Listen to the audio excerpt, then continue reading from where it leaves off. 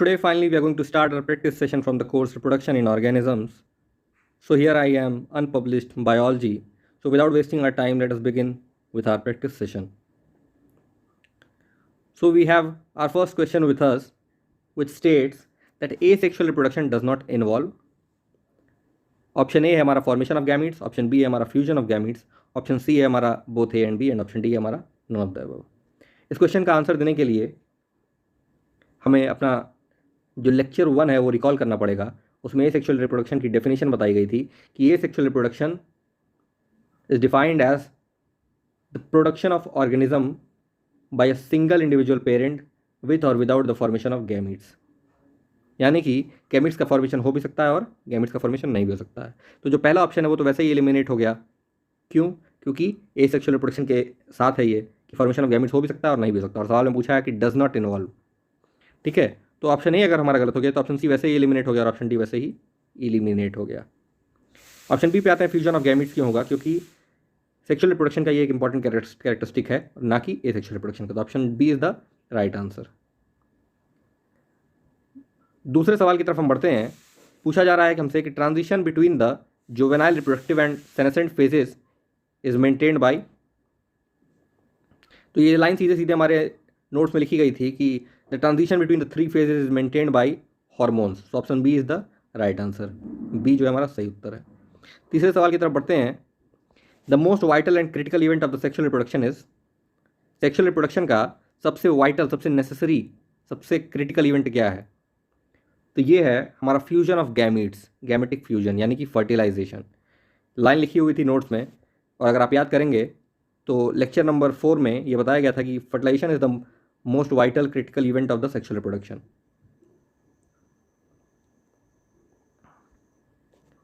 हमसे पूछा जा रहा है कि which of the following group uses water as the medium of gamete transport. तो हमें पता होना चाहिए। तो एल्गी, ब्रायोफाइट्स और टेरिडोफाइट्स, यानी कि ए, बी और सी कौन सा ऑप्शन है? Option A. एल्गी, ब्रायोफाइट्स और टेरिडोफाइट्स वो ऑर्गेनिज्म है जो वाटर को एज अ मीडियम यूज़ करते हैं गैमीट के ट्रांसपोर्टेशन के लिए।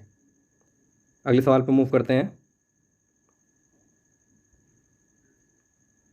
हमारे सामने कुछ डायग्राम्स दिए गए हैं और पूछा गया है कि इन फिगर्स को एग्जामिन करिए और सही ऑप्शन ए से लेकर डी तक में चुनिए और करेक्टली आइडेंटिफाई करिए। तो अगर हमें एनसीईआरटी याद हो तो एनसीईआरटी में पहला, दूसरा, तीसरा, चौथे पेज पे दिया हुआ है, पहले चैप्टर में 12th के ये डायग्राम दिया हुआ है। सॉरी, 5वें पेज पे दिया गया है। तो उसमें हमको ध्यान होगा कि जो ए हमारा है वो पोटैटो का ट्यूबर है, बी जो है वो हमारा जिंजर का राइजोम है, सी जो है हमारा बल्बिल का एगेव है, और डी हमारा क्या है? लीफ बर्ड्स इन ब्रायोफाइलम है। तो चारों में हम देखते हैं तो ए का क्या होगा? ट्यूबर होगा। ट्यूबर किसमें किसमें दिया है? पहले में और दूसरे में, लास्ट वाले में दिया है। तो यानी कि ये ऑप्शन बी और सी तो वैसे ही कट गया। ऑप्शन ए और डी में से देखते हैं। बी हमारा क्या है? राइजोम है, ठीक। सी हमारा क्या है? बल्बिल है, पहले में बल्ब दिया हुआ है, चौथे में बल्बिल दिया हुआ है, तो बल्बिल। और पांचवा हमारा क्या है? Leaf bud. तो ऑप्शन डी जो है हमारा एकदम सही आंसर है। D is the right answer. याद रखिएगा, बहुत इंपॉर्टेंट डायग्राम है। A is the tuber of potato, B is the rhizome of ginger, C is the bulbil of agave and D is the leaf bud of Bryophyllum. Moving to the next question. हमारे सामने दूसरा सबसे important diagram जो NCERT के पहले chapter के चौथे page में दिया हुआ है ये डायग्राम। तो ये डायग्राम जब भी हमारे सामने आया तो हमको याद आ जाना चाहिए कि जू स्पोर्स ऑफ क्लेमाइडोमोनास होते हैं, ओनिडिया ऑफ पेलिसिलियम होता है, बर्ड्स ऑफ हाइड्रा होते हैं और जेम्यूल ऑफ स्पॉन्ज होते हैं। तो आइए मिला लेते हैं इन चारों में से कौन कौन से हैं। पहला क्या हमारा? जू स्पोर। ए, जू स्पोर किस में दिया हुआ है? बी और सी में जू स्पोर दिया हुआ है। पेनिसिलियम में ओनिडिया होता है, तो ऑप्शन बी में हमारा ओनिडिया दिया है। सी में बर्ड है और डी में जेम्यूल, तो ऑप्शन बी हमारा क्या हो जाएगा? Right answer.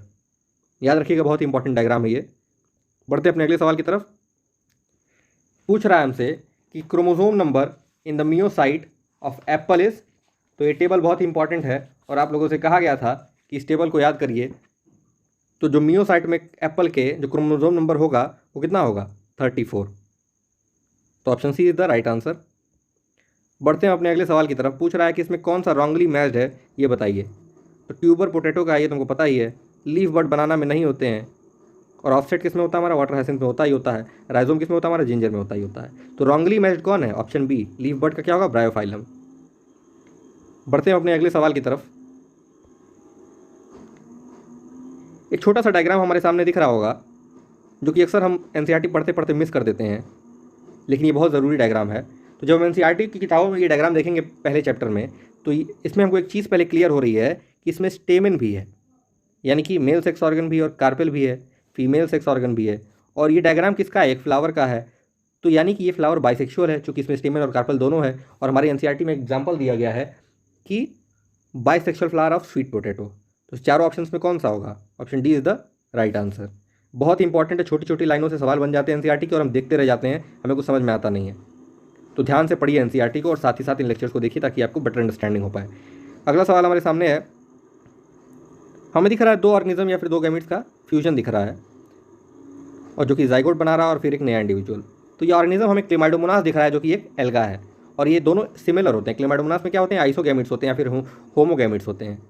तो चार ऑप्शन दिए गए हैं। तो बोल रहा है कि ये फिगर क्या दर्शा रहा है? हेट्रोगैमेटिक कॉन्टैक्ट इन ह्यूमंस, नहीं, बिल्कुल नहीं। दूसरा हमारा कह रहा है कि होमोगैमेटिक कॉन्टैक्ट इन ह्यूमंस, बिल्कुल नहीं। फिर कह रहा है हमारा होमोगैमेटिक कॉन्टैक्ट इन एल्गा, क्लेमाइडोमोनास एक एल्गा है। तो ऑप्शन सी हमारा क्या हो जाएगा? Right answer. अगले सवाल की तरफ बढ़ते हैं। पूछ रहा है हमसे, monoestrous animals have one ovulation each month, one egg, one breeding season in a year, one menses each month. अब बोल रहे हो भैया कि तुम तो ईस्टर साइकिल पढ़ाए हो, मोनोइस्ट्रस पढ़ाए नहीं हो। अरे मेरे भाई, ईस्टर साइकिल क्या होता है? साइक्लिकल चेंजेस किसमें? नॉन प्राइमेट मैमल्स में, उनके ओवरीज एक्सेसरी डक्ट्स में जो साइक्लिकल चेंजेस होते हैं नॉन प्राइमेट मैमल्स में, उनको क्या कहते हैं? ईस्टर साइकिल कहते हैं। मोनोइस्ट्रस क्या होंगे? जिनमें पूरे साल में, मोनो मतलब एक, ईस्टर साइकिल मतलब वो जो साइक्लिकल चेंजेस हो रहे हैं पूरे साल में, जिनका एक ब्रीडिंग सीजन होगा, उनको क्या कहेंगे? Monoestrous animals. मतलब कि monoestrous animals have one breeding season in a year. Option C is the right answer. अगले सवाल की तरफ बढ़ते हैं। पूछा जा रहा है हमसे कि sexual reproduction involves formation of the male and female gamete by. इस क्वेश्चन के सोल्यूशन के लिए हमें सबसे पहले सेक्सुअल रिप्रोडक्शन की डेफिनेशन पे जाना होगा। तो सेक्सुअल रिप्रोडक्शन में क्या होता है? एक बात तो क्लियर है कि formation of male and female gamete होता ही होता है। उसके बाद दो बातें और इसमें ऐड की गई हैं कि formation of male and female gametes by the same और different parent of opposite sexes, यानी कि एक मेल और एक फीमेल पेरेंट्स। दो बातें हमारे सामने आई, तो इसका ऑप्शन देखते हैं इस क्वेश्चन में हम। पहला कह रहा है सेम इंडिविजुअल, तो हाँ सही है, सेम से भी हो सकता है और अपोजिट से भी हो सकता है। दूसरा हमारा क्या कह रहा है? Different individuals of the opposite sex, ये भी हमारा सही है। तीसरा ऑप्शन क्या कह रहा है? Different individuals of the same sex. ये हमारा गलत क्यों है? क्योंकि यहाँ पे सेम सेक्स नहीं होना चाहिए, ऑपोजिट सेक्स होना चाहिए। तो ऑप्शन डी हमारा राइट आंसर है, इधर ए एंड बी। अगले सवाल की तरफ हम बढ़ते हैं। तो उसे पूछा जा रहा है कि whatever be the life span, death of every individual organism is certainty, that is no individual is immortal.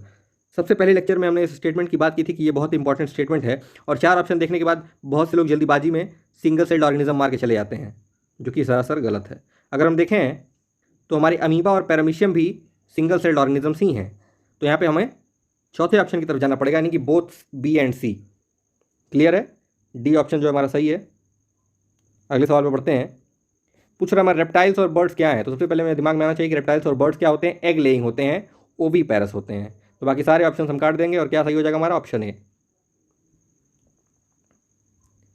पूछा जा रहा है हमसे कि बर्ड्स इन कैप्टिविटी, सबसे मतलब कैद जो पक्षी होते हैं या फिर जो हेंस होते हैं पोल्ट्री फार्म में, वो through out the year egg ले करते हैं। तो यहाँ पे एक स्टेटमेंट लिखा गया था आपसे कि birds in captivity are made to lay egg throughout the year, here the laying of eggs is not related to reproduction but is a commercial exploitation for human welfare.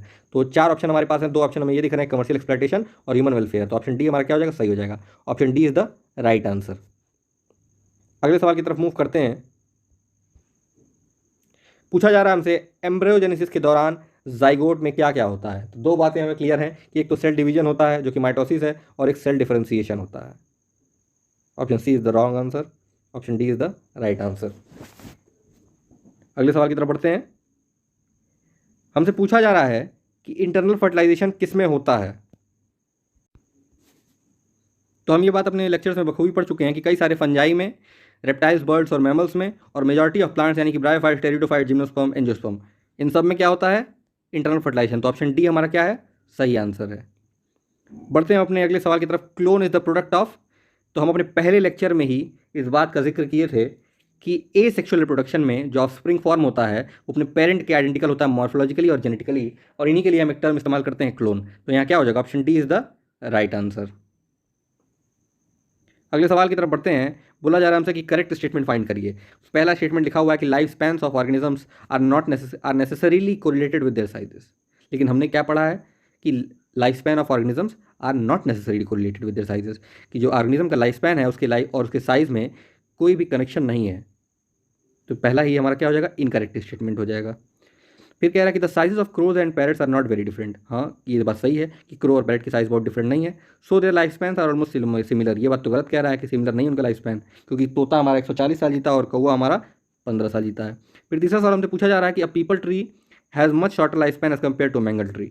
बिल्कुल गलत गलत है ये सवाल। क्यों पता है हमें? क्योंकि पीपल ट्री का जो लाइफ स्पैन है 2500 साल है और मैंगो ट्री का जो लाइफ स्पैन है वो 100 से 150 साल है। चौथे सवाल की तरफ बढ़ते हैं। बोला है कि reproduction is essential for the continuity of the species on earth. तो ये बिल्कुल सही है, यही ऑप्शन हमारा करेक्ट है, क्योंकि हमने पढ़ा था कि reproduction is the process that ensures the continuity of species generation after generation on earth. Clear होगी ये बात? अगले सवाल की तरफ बढ़ते हैं। हमसे पूछा जा रहा है कुछ एल्गी में दोनों गैमीट्स इतने सिमिलर हैं कि इनको कैटेगराइज कर पाना ये कि कौन मेल है कौन फीमेल है ये मुमकिन नहीं है। तो ऐसे गैमीट्स को हम लोग क्या कहते हैं? आइसोगैमीट्स कहते हैं या फिर होमोगैमीट्स कहते हैं। Option D is the right answer. बढ़ते हैं अपने अगले सवाल की तरफ। पूछा जा रहा हूँ हमसे कि dash is form just after fertilization. तो फर्टिलाइजेशन के तुरंत बाद क्या बनता है बाबू? जाइगोट बनता है। Option C is the right answer. अगले सवाल की तरफ बढ़ते हैं। पूछ रहा है हमसे कि मोनोशियस प्लांट कौन सा है इसमें। तो मोनोशियस प्लांट्स कौन कौन सा है? हम लोग पढ़े थे कि कोकोनट, कुकुरबिट और कैरा ये सारे क्या है? मोनोशियस प्लांट हैं।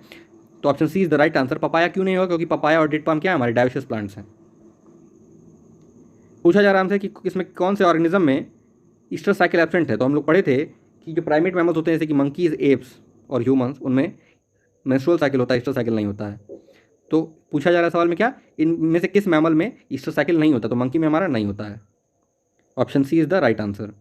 अगले सवाल की तरफ बढ़ते हैं। पूछा जा रहा है कि स्ट्रोबिलांथस कुंथियाना यानी कि नीला कुरंजी जो फूल है कितने साल में फ्लावर करता है?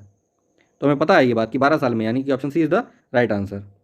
अगले सवाल की तरफ हम बढ़ते हैं। बहुत ही मजेदार सवाल है कि vegetative phase in plants is same as the dash in animals. तो लिखवाया गया था आपको कि जुवेनाइल फेज को ही हम वेजिटेटिव फेज कहते हैं प्लांट के केस में। तो ऑप्शन बी क्या होगा? हमारा सही उत्तर होगा। अगले सवाल की तरफ हम बढ़ते हैं।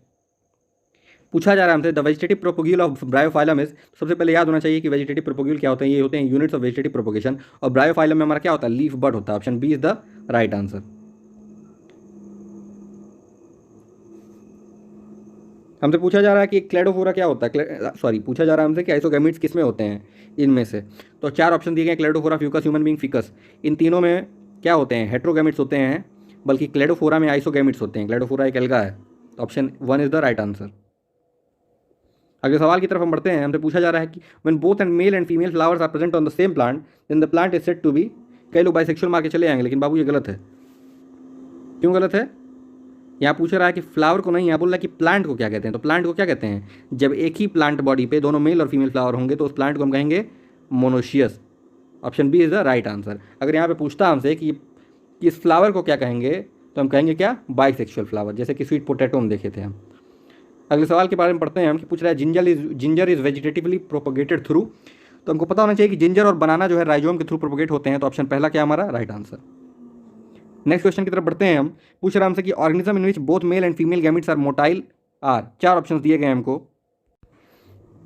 एल्गी, फंजाई, फिश और ए एंड बी बोथ। तो हम लोग पढ़े थे ये बात कि कुछ एल्गी और फंजाई में दोनों मेल और फीमेल गैमेट्स क्या होते हैं? मोटाइल होते हैं। तो ए और बी हमारा है, तो ऑप्शन डी हमारा क्या हो जाएगा? सही आंसर हो जाएगा। सवालों की श्रृंखला इतनी ही है। जल्दी मिलेंगे आपसे हम एक नए कोर्स के साथ। तब तक के लिए जय हिंद, जय भारत।